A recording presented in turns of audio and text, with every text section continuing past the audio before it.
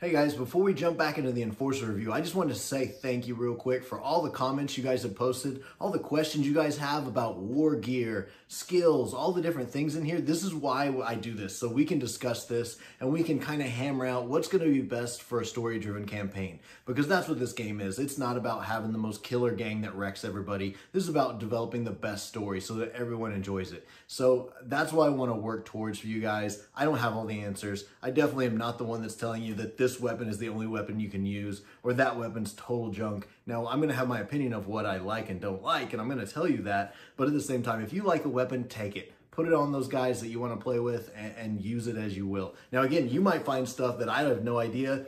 I've only played about 12 games against and with the Enforcers total, so I definitely am not an expert on this. I'm just trying to give you my opinions and let you guys talk it out and see what we can figure out on this stuff. So great job in the comments. I appreciate it, and that's what I want to see is those comments down there discussing what's going on so we all have a better grasp of this game. All right, thanks guys. Let's get to the review.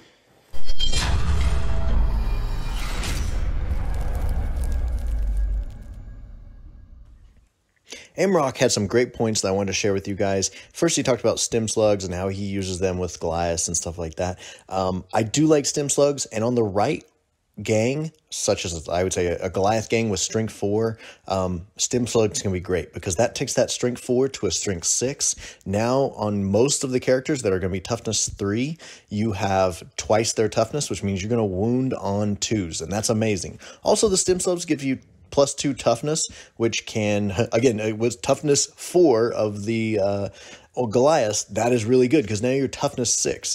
That's ridiculously tough, really hard to hurt, and going to be a great situation as you run into combat. But problem is on a strength 3, toughness 3 character, it's not as useful as it is on the strength 4, toughness 4 character. So stem slugs are good. They're also cheaper for the Goliaths than they are for these guys. So for 30 points, I just can't recommend them for Enforcers. So I'm not saying stem slugs are bad. They're just not great for Enforcers. Now, again, if you have extra 30 credits and you don't know what to do, get stem slugs. Throw them on your leader or one of your close combat guys and use them that way. It's not a bad spend. It's just there's other better buys out there. Second, he talked about nonverbal communication and had some great ideas of other ways you can use it. I don't feel like these ideas make it a skill I would take, but at the same time, here's some ways to use it. First, he said using it with a subjugator that has a shield so that they have 360 from shooting, because all of a sudden their vision arc becomes 360, so that shield works in all directions. So anytime they get shot, it's going to be as if it's going to hit the shield. So that's a good use. Also, if you become immune to backstab because you don't have a back arc, they can't get in and use that backstab trait against you. So that's good for stuff like Escher and those knifers that come in and try and hit you from behind. I feel this skill would be better, if it wasn't a double action to use, or if it was maybe like a 3-inch bubble or something, so it affected all of your friendly models within 3 inches or something like that. I feel like that would be more movie-like or something like that. Like you're kind of giving all the guys around you heads up. You're about to have some trouble roll in, and so all your guys kind of go on mega defensive mode. But I still, even with those suggestions, I can't suggest getting this skill. I wanted to share with you a post by Military History Man. He had a great explanation of how he sees the concussion carbine as more of like a short-ranged frag grenade launcher. I agree. And unfortunately, because you have to be a subjugator to even bring any sort of grenade launcher, that is a good way to look at it. And it's a good 30 credit weapon if you're working your way up towards a bolt gun or even a shotgun, something like that. It's a good intermediate weapon. But I guess statistically, I'm going to put up the statistics here. It's only 1% better with a 3+, and this is a special weapon, so only a leader or a champion can take it, not just your regular enforcers. So it's 1% better at getting a serious wound compared to a stub gun with dum-dum rounds.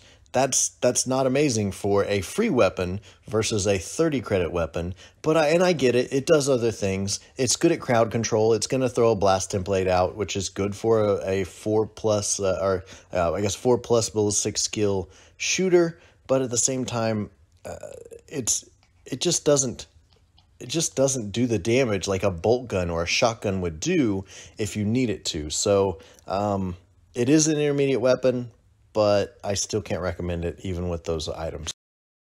Alexander had a great question about the trading post and using weapons.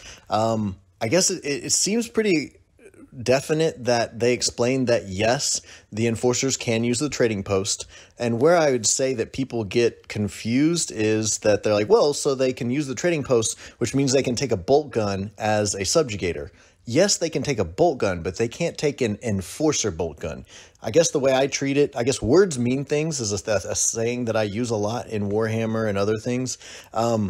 A bolt gun is not an enforcer bolt gun. A bolt gun is just a bolt gun with the regular stats, etc., as you can get from the trading post. But the enforcer bolt gun that has the better ammunition is specifically only for non-subjugator enforcers. So you cannot pick up an enforcer bolt gun from the trading post, at least unless you guys can show me something that shows differently. I don't see that. And I know that this is a big point of contention through all of the forums, etc. This is like people battle over this a lot, but I guess in my arbiter's opinion, the trading post does not allow you to go get items from your own gang's list that you would not normally be able to get. You can get a bolt gun from the trading post, but it'll be the standard bolt gun that they offer. So the fact that name is different, enforcer bolt gun versus bolt gun, those are two different weapons is the way we treat that. Hetzerfiend asked about the 3-inch blast template on the concussion ram, and yes, I did forget to check the FAQ and remember that was on there, but it really doesn't change my opinion of this weapon. It is still not very good. Yes, it's going to hit better because of that blast template, so it's not going to just straight up miss. It might bounce around and hit something else, but that doesn't mean that it's going to be that much better, and you might get two guys underneath that 3-inch blast template. That's why I like the 5-inch blast stuff better, because you might get 3 guys under a 5-inch. It's going to be tough to fit 3 guys under a 3-inch blast template, but they're going to have to be just like on top of each other. So it doesn't really change my opinion of the concussion ram. It's still junk in my opinion. Now, again, you guys use the weapons you want. This game is about building the gang that you want to tell the story of, not building the most optimized, perfect killing machine gang. That's very hard to do because of, and we'll go over that in the next question. He said, how do you go about unequipping weapons? And that's a very good question, because depending on what book you read, which is the problem with some of the Necromunda rules, you could get two different answers to that. In the core rule book on page 95, it says when you give a guy a weapon and put it on his card, you cannot take it off. But then if you go to the Gangs of the Underhive book, page 116, it says when you give a guy a new weapon, just take another weapon off and put it in your stash and use it that way. Now, so that's, exactly, it's said to do the exact same thing, and then they had two different answers. No, you cannot change it, and yes, you can just take it off and put it in your stash. So I would say the Gangs in the Underhive came after, so it's kind of the newer book, so it's the newer way to get into it. And also in that core rule book, it talks about the equipment sets and stuff like that, which I don't like, because equipment sets gets confusing, because you like, this guy's using the bolt gun this game. Okay, well, what about, how did this guy get a bolt gun? Oh, well, that's in the different equipment set. It's the same bolt gun, and it somehow will end up on multiple characters because they're getting their equipment sets mixed up. It's best to me just to have a stash list and pull weapons off that stash list and put them on a character. And then if they need to lose a weapon to meet the criteria, take that new weapon off that they're about to lose, put it back on the stash list, and so on. Instead of doing equipment sets, and again, that means I also let gangers, everyone can use the stash, not just the champions and leaders. Now, again, you should definitely stick to the minimum or maximum weapons allowed, usually 3, depending on who you're playing. And also you should stick to who can use what weapons. So like gangers can't use special weapons most of the time, and so on. Matt Hockey had a great question about manacles and if you could use them in the same round that you charged. And the answer is it depends on how you define the word attack versus the word fight. If your arbiter believes an attack action and a fight basic action are the same thing, they're both basic actions per this rule, then yes, you can use it in the same round that you charged. And the problem is that an attack basic action does not show up anywhere else. So the answer is I'm guessing that they jacked up and meant fight, but it put attack and it got through. But unfortunately, words mean things. So technically, an arbiter could take a hard line here and say, no, it's not a fight basic action, which is what you're allowed for free after a charge. It's an attack basic action, and that's some other different thing that no one has ever talked about. So the answer is, if he allows it, then you can after the charge. Otherwise, here's what you could do. You could do your charge, do a regular fight action. If for some reason you don't die or they don't die, the next turn when you come up, now you have a chance to do two different basic actions. You can use the manacles with an attack basic action, see if that works, and then use a fight basic action to fight them after trying to use the manacles, because obviously the arbiter has determined that they are two separate things, so you can do those two separate things during your activation. So it gets kind of weird and you don't want to battle with your arbiter, but that's how I would handle that. Either you can do it after your charge, or you can do it on the second turn after the charge as another basic action along with a fight action. So that's how I would determine that. And again, the answer to almost every question is ask your arbiter. That's the right question. Let them determine what this is. Let them make that call, and hopefully they're going to play it fair for everybody across the board. Now we ask another question about sergeants, the 0-2 limit on sergeants, and I cover that here in just a little bit on the rest of my review. So let's get into that. All right, guys, before we go into how I would build a gang, let's talk about the pros and the cons of the enforcers. The pros are definitely their equipment. They come with some of the best equipment, best weapons starting in the game, because they come with free weapons and they come with all this armor and stuff. Even the Jews have a great setup right from the start. Now you need to build on that, and as the campaign goes on, you need to prepare for what the other gangs are going to throw at you and get the appropriate weapons. The fresh from the academy rule will save you if you lose a ganger and you were not expecting it, and all of a sudden, oh no, I don't have enough credits to pick up another 70 credit enforcer ganger. Then this will save your butt, because he has the armor he needs, he has a weapon he needs, and he's free. So he's set up. You can throw him right into battle and use him that way. And then their skills. The Palanite skill set is great. Especially got your 6, especially threat response. So I love it. I love both of those, and it's definitely a good skill set compared to some of the other ones that the other gangs have. Now, what I will say is some of the skills are almost intentionally bad, because then if you roll it randomly, you might get a bad one. I would say most of the time there's 2 really good ones, maybe 1 mediocre one, and then 2 like ones you do not want to roll on most of the skill sets. And they've done that on purpose, it seems, because it's almost universally like that. There'll be the really good one, the mediocre ones, and then the bad ones that if you randomly roll, you might get something that's almost useless. That's their pros. Let's talk about their cons. Their gear is expensive, especially that grenade launcher, which is bonkers that it doesn't even come with crack grenades. And also, by the way, you can't buy that unless you have a subjugator. So you have to, I guess this is part 2 of cons. This is almost like taking 2 gangs and smashing them together. You have the enforcers and you have the subjugators, and they can't use each other's equipment, which is really weird to me. I guess when I show you my starting gangs here, I would love to add a bolter to every subjugator on there. That'd be like my first purchase, bolter. And then those guys would get really good because they got the stub gun, they got a bolter, throw some shields, throw some shock staves on there. They would be amazing. But unfortunately, you cannot buy that. Your options totally change when you get a subjugator. And also, if you're an enforcer, sorry, you can't buy the only weapon that could get a crack grenade. You have to become a subjugator, and then you could buy that grenade launcher. That's really weird. So those are definitely some cons on there. And then, yeah, that crack grenade is the only grenade, or I guess the only weapon period that has a strength over 4. Everything else is 4 or less. That's really odd to me, that there's only one possible crack grenade weapon that you can use that's going to make you be able to handle things like an ambot or a brute or something like that that's coming at you. I would say most gangs have usually at least something strength 5, strength 6, maybe 2 strength 6. Some of the heavy weapons usually do that, but none of the heavy weapons on here really do that unless you're buying crack grenades for them. Last con on the list is the fact that you can only have 2 champions. I'm not really sure why they limited this. I'm guessing it's a rank thing. You don't want a whole bunch of sergeants running around on a battlefield. They want to keep that limited. So I'm guessing that's their idea for that, is that you want one captain, two sergeants, and then a bunch of enforcers who are the troopers of it. And if you don't want to end up in a situation where you have more sergeants than you do gangers running around.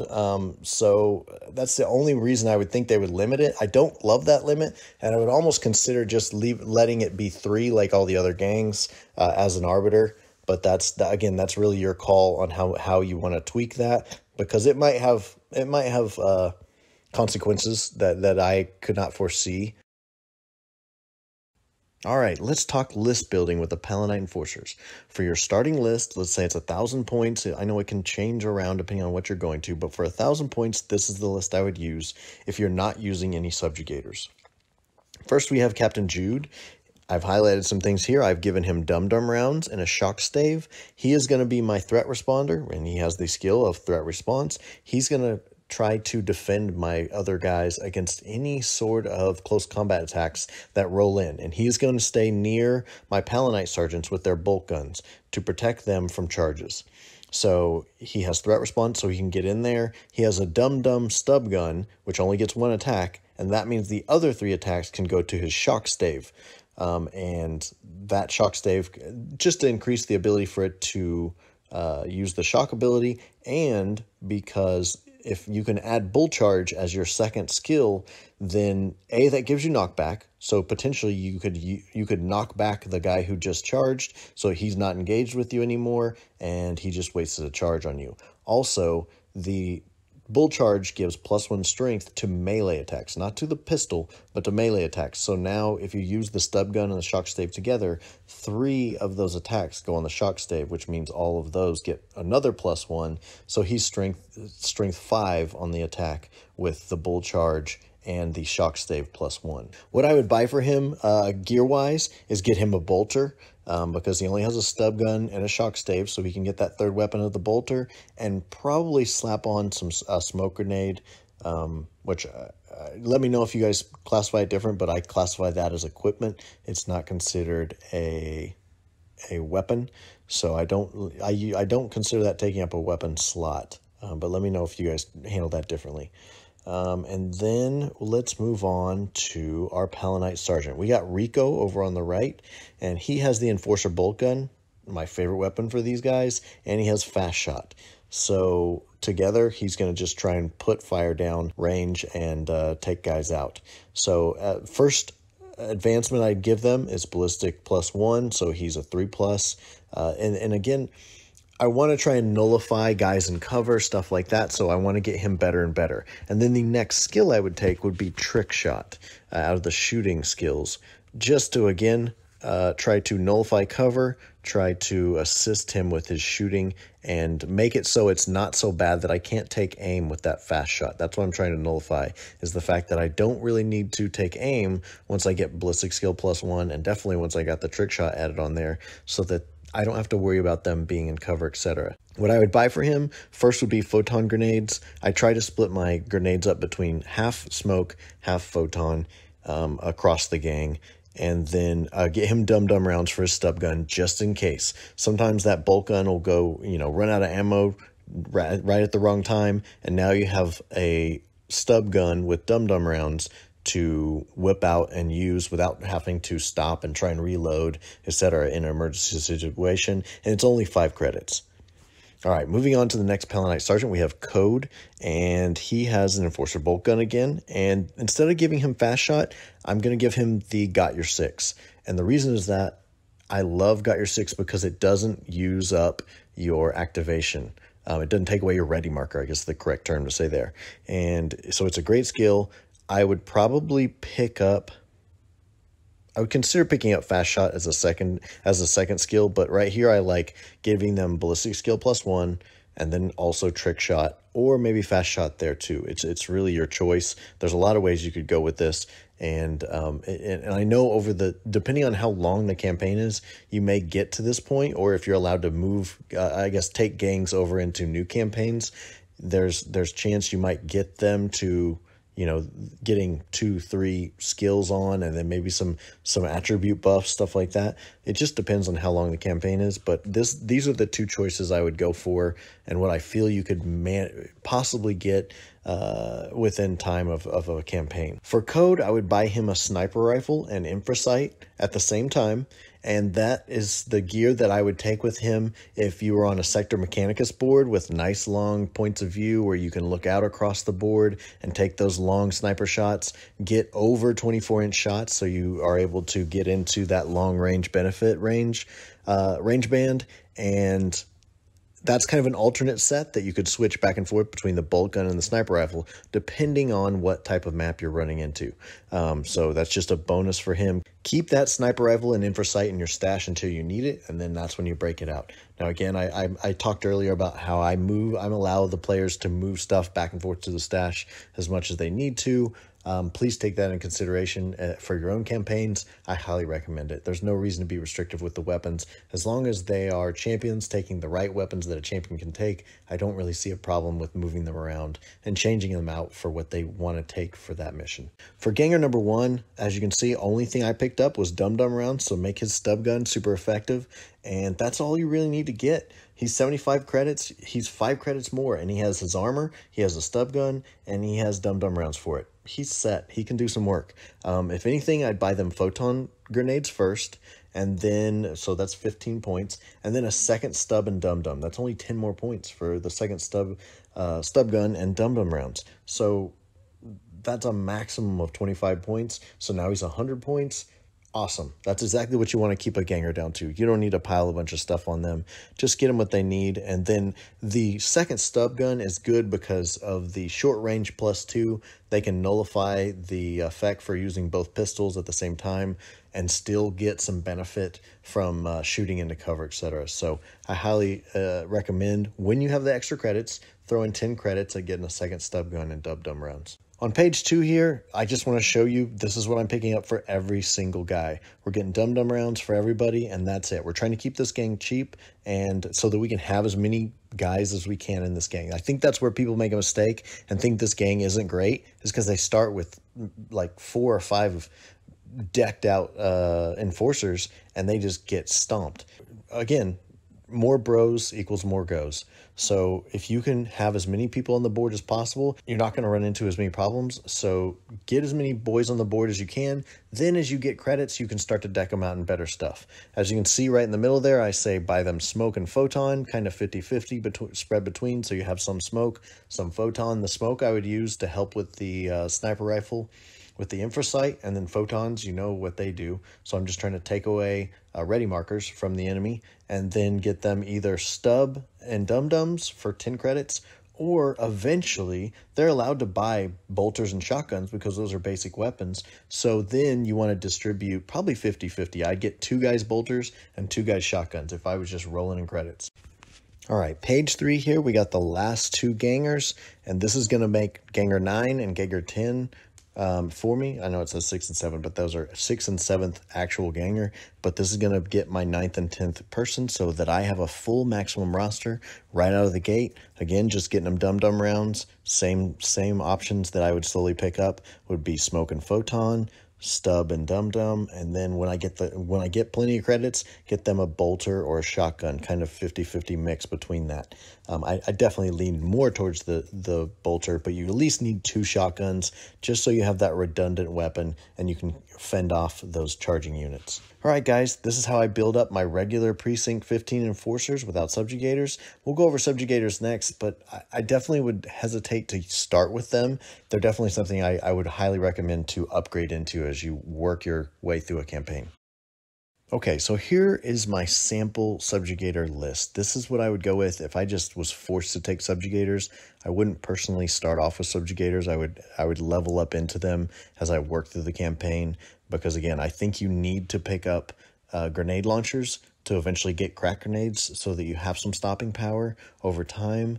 But I wouldn't start with that just because it gets very expensive, and the more expensive your gang is, the less guys you're going to have, and the more problems you're going to have because you don't have enough goes to be effective in a scenario. So first we have Geek, our Subjugator Captain. He's going to have Dum-Dum rounds for a stub gun, a shock stave, and a Vigilance Assault Shield. That's probably the difference here, is that shield that he can pick up of the Subjugator Captain. I like that. And it has knockback, as I talked about earlier. The knockback is automatically with the shield, so he has the potential to use threat response, roll into an enemy, use that knockback to hopefully push them out of engagement range and stop the charge that they just made. Same setup as I did with the other captain.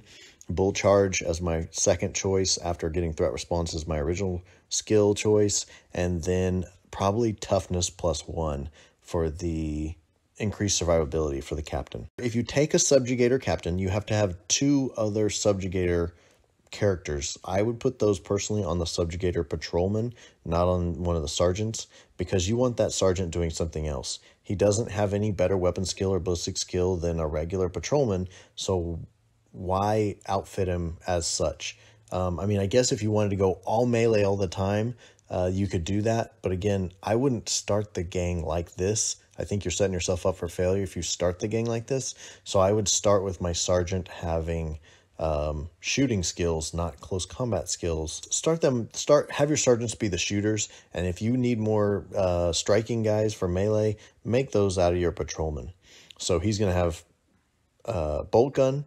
He's going to have fast shot, and he's going to have, as my follow-on skills, ballistic skill +1 and trick shot. So pretty much the exact same setup as I did on the other list. I actually have the other sergeant further back on another page, or I guess the only other page on this one.